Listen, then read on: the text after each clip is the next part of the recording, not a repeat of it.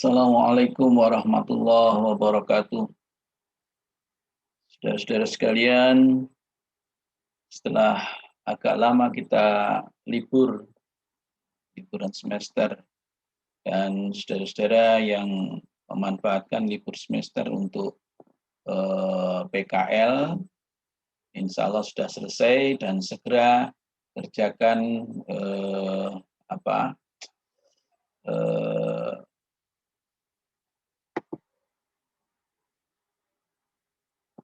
laporan PKL saudara. Baik, saudara sekalian, ini ada tayangan banjir bandang. Ya. Jadi musim-musim hujan, sebagaimana yang sekarang masih sedang terjadi dan beberapa saat yang lalu, ini di beberapa tempat terjadi banjir bandang. Betapa dahsyatnya ini banjir bandang ini. Nah, ini sangat erat kaitannya dengan perkuliahan kita, yaitu pertanian berkelanjutan. Nah, baik, saudara sekalian, menu utama perkuliahan kita kali ini terkait dengan tujuan pembelajaran, urgensi pertanian berkelanjutan, kemudian apa indikator-indikator pertanian berkelanjutan, dan problematika implementasinya. Baik,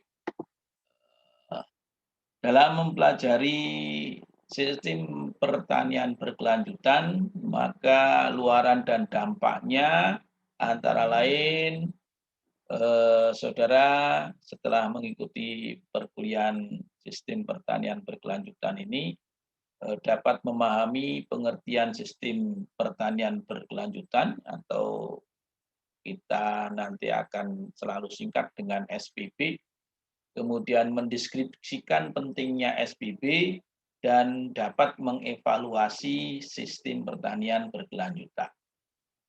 Nah, dampak yang dari mengikuti kuliah sistem pertanian berkelanjutan ini, saudara diharapkan mampu menganalisis potensi lingkungan dalam penerapan sistem pertanian berkelanjutan, mampu menilai sistem pertanian berkelanjutan yang diaplikasikan, dan dapat menerapkan alternatif solusi problematika apabila sistem pertanian berkelanjutan itu diterapkan. Baik, kita bicara tentang urgensinya. Nah, untuk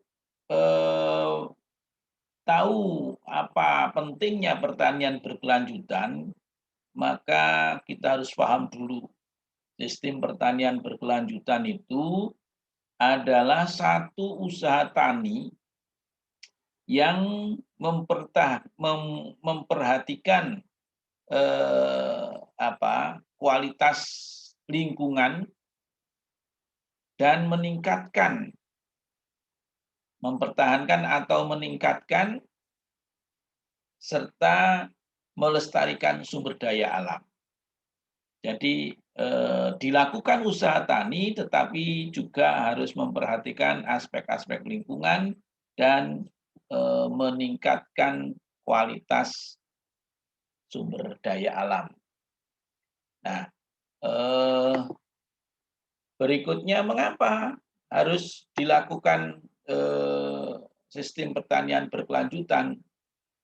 Nah, kita tahu tadi dengan penebangan hutan, ya, kemudian tadi ada banjir, akibatnya bisa terjadi banjir bandang. Ini hutan, ini bukit menjadi gundul, ini erosi. Ya. Nah, kemudian hama penyakit menjadi sulit untuk dikendalikan karena ekosistemnya yang tidak stabil. Pemakaian BBM yang non-renewable resources itu semakin lama akan semakin habis. Ya. Kemudian produksinya menggunakan input dari yang tinggi itu diubah. Kalau input tinggi ini menjadi mahal, ya, sehingga harus diubah menjadi input rendah. Penggunaan eksternal input semakin tidak efisien, sehingga petani bukan meningkat pendapatannya, justru berkurang bahkan merugi. Nah, kualitas hasil pertanian menjadi rendah, harganya rendah, keuntungan menjadi berkurang. Nah, jadi apa pentingnya sistem pertanian berkelanjutan itu?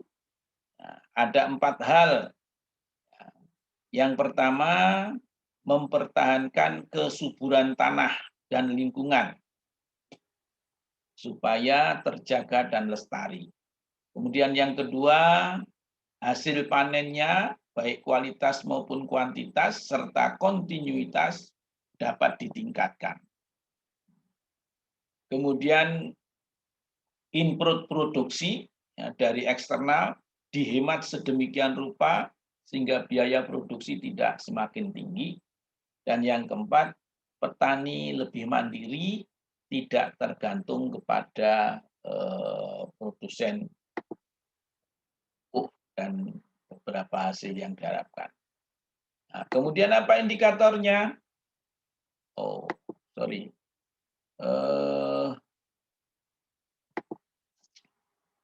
Indikator bahwa pertanian berkelanjutan itu dinyatakan berhasil. Yang pertama, lingkungannya lestari. Ada 3 aspek yang diukur, yaitu aspek lingkungan, lingkungannya menjadi lestari, aspek ekonomi, kesejahteraan petani meningkat, dan aspek sosial, sistem pertanian berkelanjutan itu tidak berbenturan dengan kepentingan petani. Nah, ini ada low external input sustainable agriculture, jadi input rendah, menggunakan semua aspek yang ada di alam,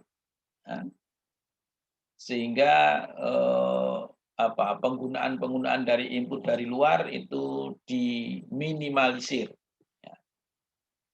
Nah, ini low input itu biasanya dikonfrontasikan dengan high input. Ya, high input ini adalah pertanian komersial yang menggunakan berbagai masukan dari luar, pupuknya, pestisidanya, benihnya yang melalui proses hibrida dan seterusnya. Nah, dengan demikian harapannya di dalam menerapkan sistem pertanian berkelanjutan itu dari high input menuju low input.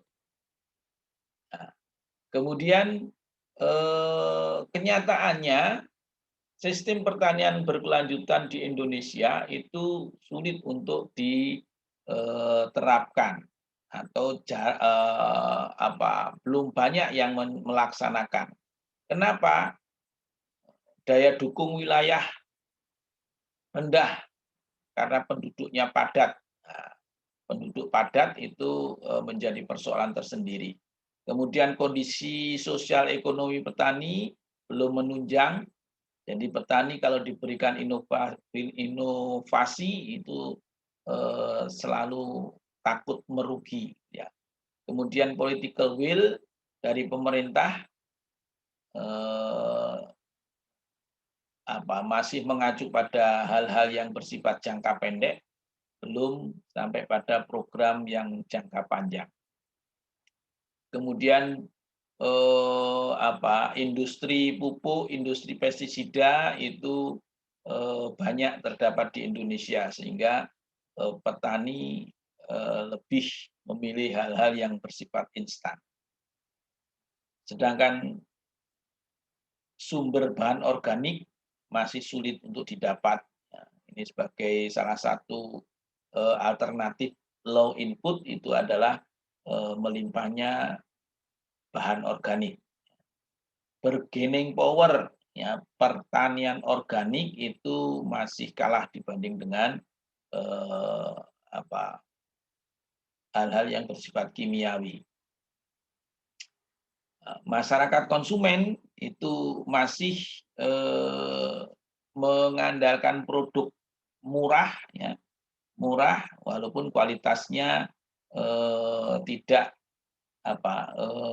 dari sisi kesehatan itu safety-nya kurang.